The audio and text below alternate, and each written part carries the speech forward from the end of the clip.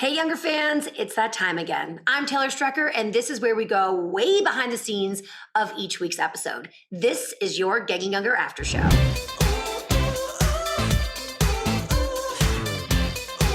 After tonight's episode, things are not looking good for Team Charles.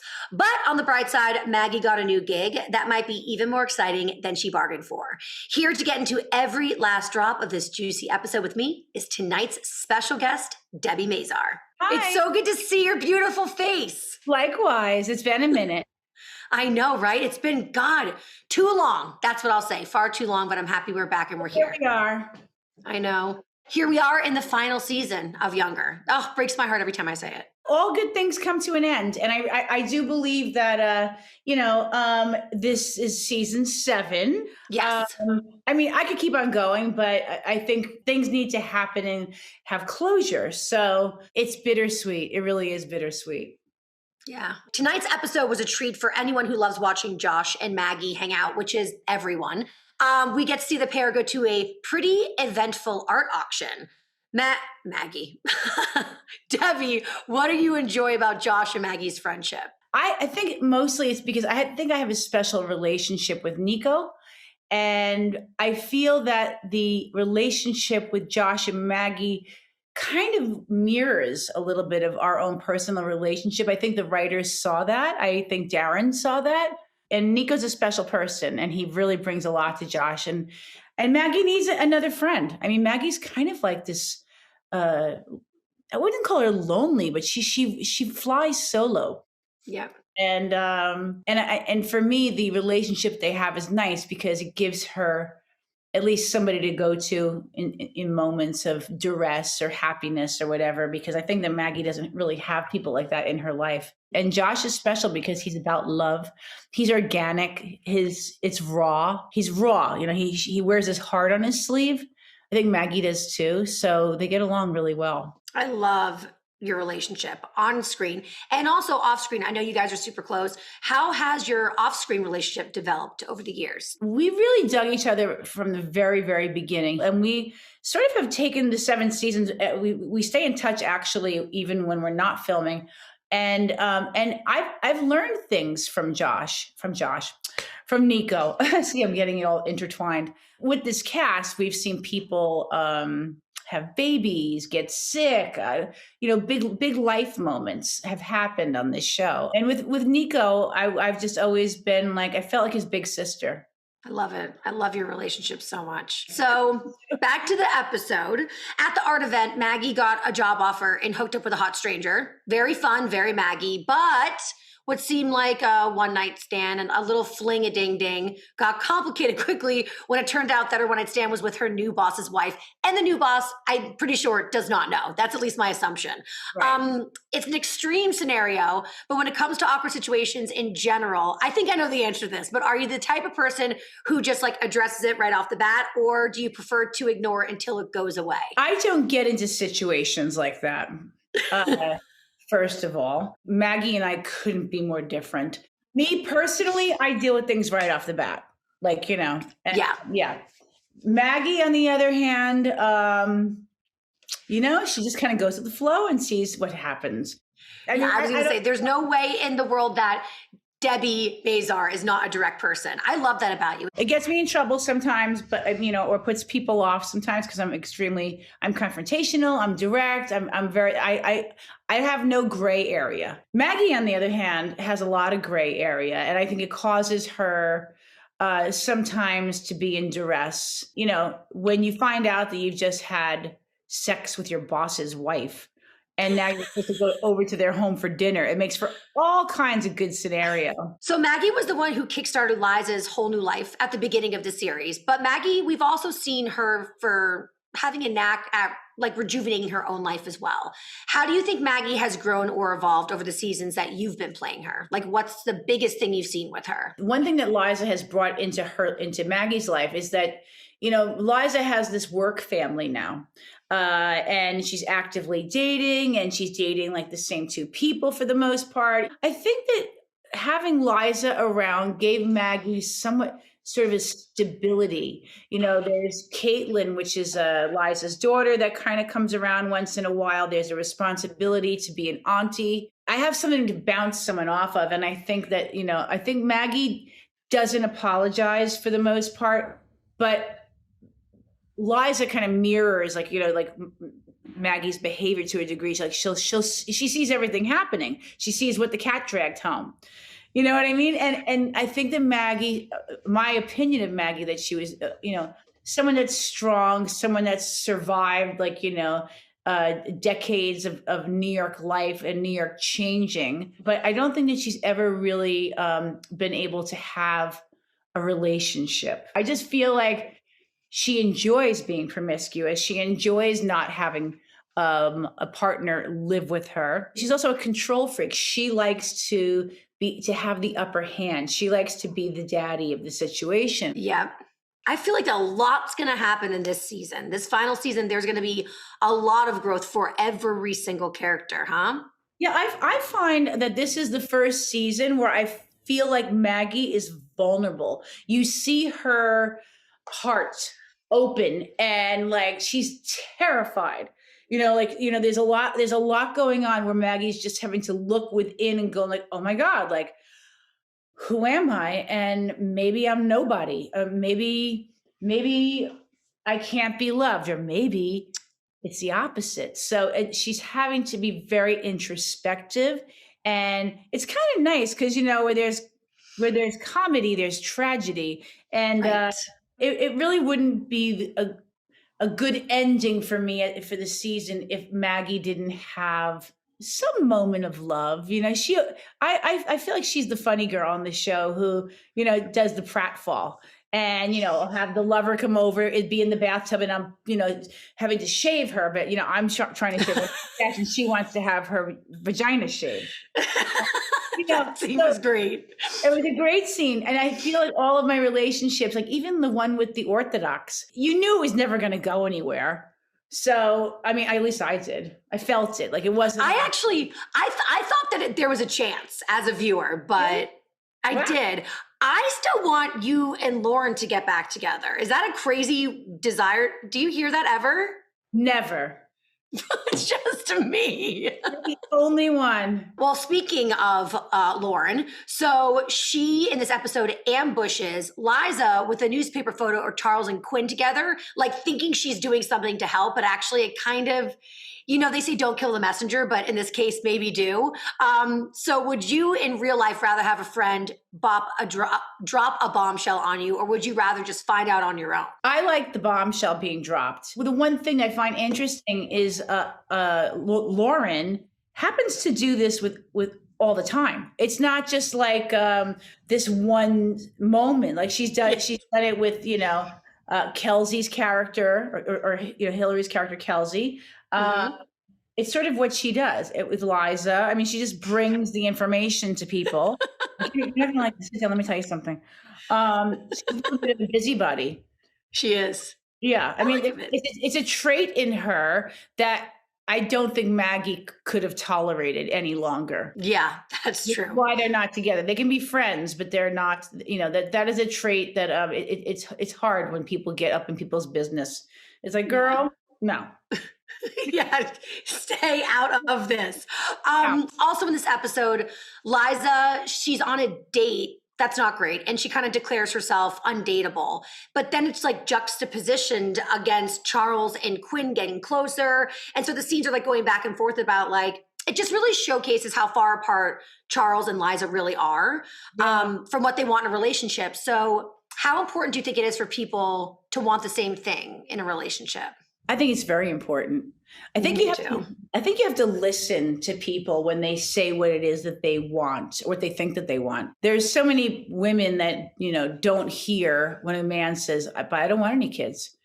And like they think they're going to change them, or when when women say that to men, or just whatever. When people say certain things to people, like you really need to hear people because it's important to be on the same page with certain things. I mean, look, I'm in a marriage and we don't always agree on certain things about parenting, But for the most part, we agree on everything else. So there's always some kind of struggle that you have when you're not on the same page.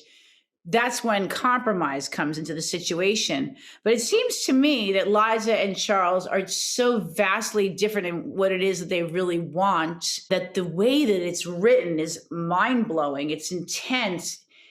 It makes you happy because she's taking a stand for who she is as a woman, but it also makes you really, it made me personally really sad to watch her. And I was just like, oh, this is gut wrenching. Yep. This season is tied up so well.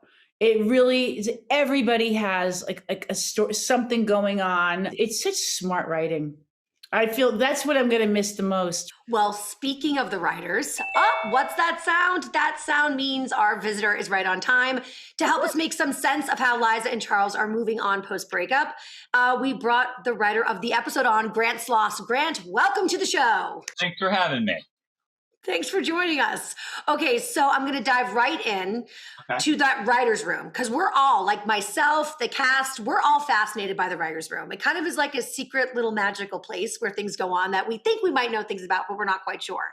So how do the writers approach giving new love interest to like the OG love triangle? I'm talking Liza, Charles, and Josh. I think, and most importantly with Liza, we want to give her something we haven't seen from her before, to get a new color out of her, because we've seen so many come from both Josh and Charles, and they're both very different people.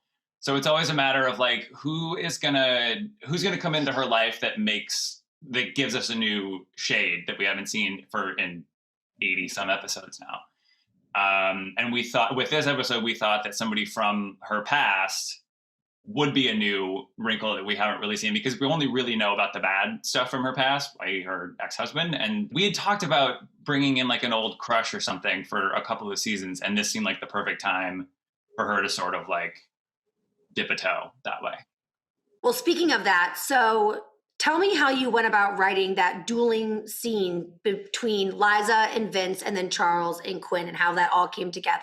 I think when we were breaking it in the room, it was one Liza scene and one Charles Quinn scene.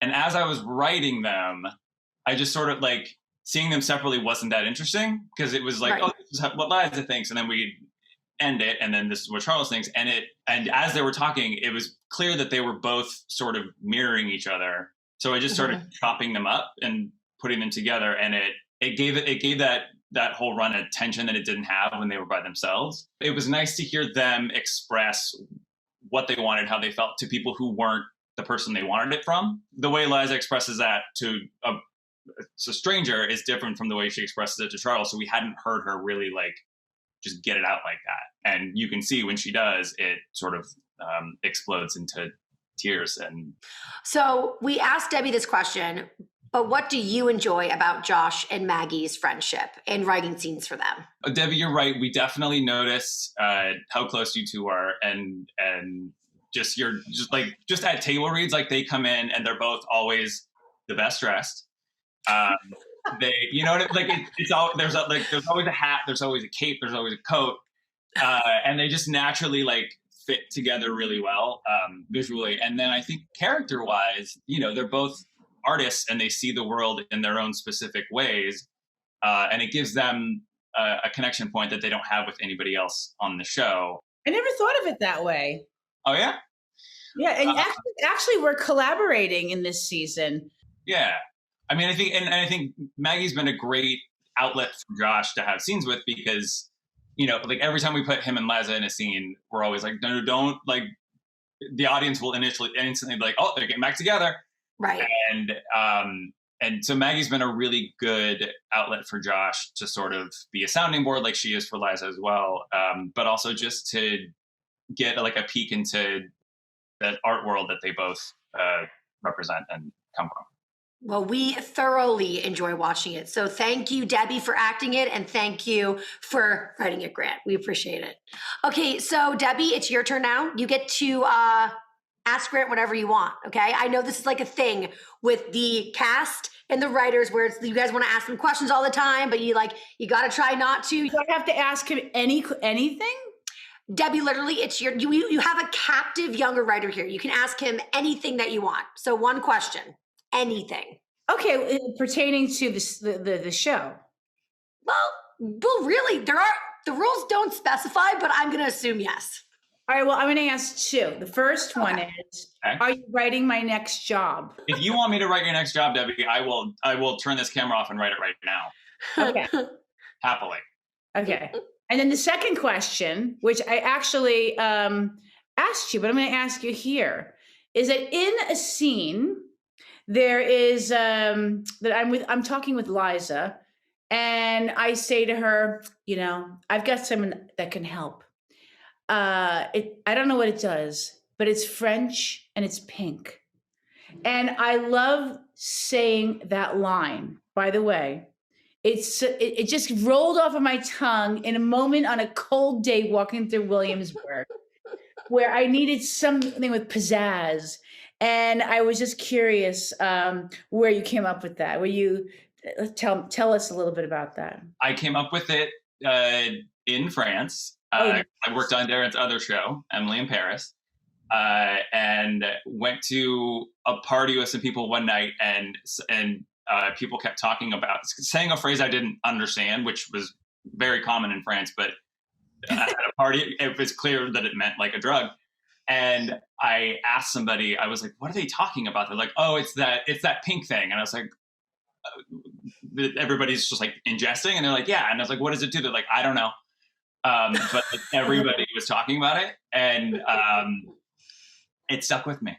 I love it. Well, thank you for that. I love that you gave me some kind of chic line. It was very New York. It was very New York. I don't think that anybody talks like that anyplace else except in Paris. Like Italy, they're too uptight. California, they're having edibles because they can get them. We can't over here. So talking about the French chic pink pill just sounded very appropriate. We wanted something glamorous and exotic for yes. Why not? Grant, did you ever find out what that pink pill did do to people? I mean, I think it was Molly adjacent. Molly adjacent. Everybody was really happy. Molly. That's great. Oh, man. Well, Grant, thank you so much for joining us. Really, really appreciate it. And thank you for writing the shit out of these scripts for so many years. We love them. Thank you. Thank you, Debbie. So much. I thank you. Throughout this final season of Younger, we're spending time each episode of Getting Younger looking back at the show that we've just adored and loved so much. So tonight we got to watch Josh B. Maggie's art show Wingman, but these two weren't always besties. Let's take a look back at Josh and Maggie circa season 2. Ooh, Josh, what are you doing here? This guy came into my shop. Men are 50, women are 25, thank you. Are you having a sex party? No, I'm having a kid's birthday party. I'm gonna blow up some condoms and twist them into balloon animals. Any requests? Wait, does Liza know about this? Nah, she thinks I'm Airbnb-ing the place to a nice couple from Albany. You gotta do what you gotta do, huh? That's exactly right, Josh. So cut Liza some slack.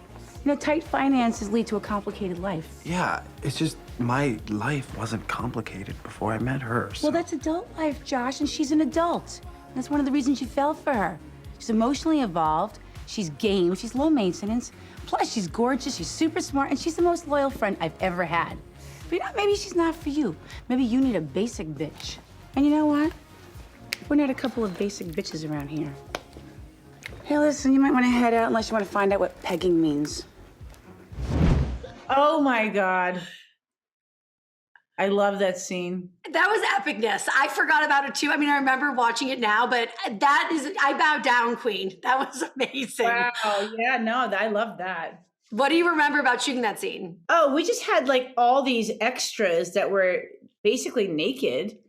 And I just knew that I had a mouthful to deliver. It had to be fierce. But I only remember that my apartment was like transformed into an S&M club, which was like wild because it looked real, and the people were very much in character, but they were getting into it. It was so cool. Yeah. I love that scene. I think I'm going to go back after the season's done and just rewatch the whole thing. I'm going to just same, right. I forgot about a lot of that stuff. Yeah. So if you had to pick a favorite Maggie moment from all the seasons, Debbie, what would it be? Oh God. I That's know. fair.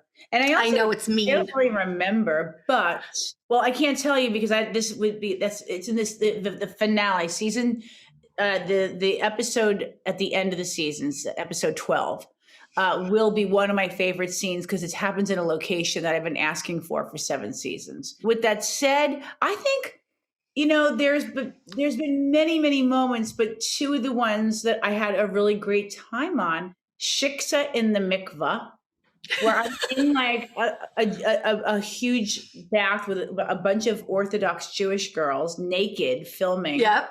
And it was hysterical. And then another scene was the one where I'm shaving the girl in the bathtub. Everything that happened in water. There was one episode where it was after Lauren's party where she had you guys all take ecstasy. Yes. And there was a moment where you were like alone dancing by yourself, like in your own like ecstasy, just heaven. And it was just so funny and so quirky. And it was just a little tiny moment, but I'll never forget it. I loved it. I love that. There's all these like little moments that happen just because, even if it's not your turn to act, I'm always acting up the storm, throughout the whole scene on everybody's coverage. Because you never know when all of a sudden there's going to be that magical moment or the camera's going to pan towards you. I just try to keep it as real as possible. So it's just, I'm going to miss it. I know. I really was. It's felt like a safe place all these years because it was shot in a town that I'm from. It's shot in my town, and I feel very comfortable in New York City. I feel like I'm around surroundings that I know and that add to it's a character within itself.